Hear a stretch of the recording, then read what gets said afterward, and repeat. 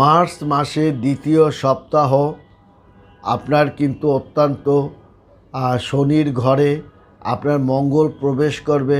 আবার মীন রাশিতে যখন আপনার সূর্য প্রবেশ করবে তখন কিন্তু মীন রাশির জাতক ও জাতিকাগণ মার্চ মাসের দ্বিতীয় সপ্তাহ অত্যন্ত গুরুত্বপূর্ণ বহন করে নিয়ে আসছে। আপনার মান সম্মান আয় বাণিজ্য বৃদ্ধি ঘটাবে। তাছাড়া আপনার লক্ষ্য অর্জন করতে সক্ষম হবে মীন রাশির জাতক ও জাতিকাগণ। এই সপ্তাহে মীন রাশির জাতক ও জাতিকাগণ খুব উপকারী, সে যে খুব উপকারী এবং কর্মঠ তার প্রমাণ দিতে সক্ষম হবে।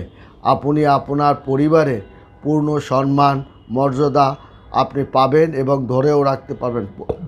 পরিবারের সম্মান রক্ষার জন্য আপনি কিছু ত্যাগও করতে পারে মীন রাশির জাতক ও জাতিকাগণ।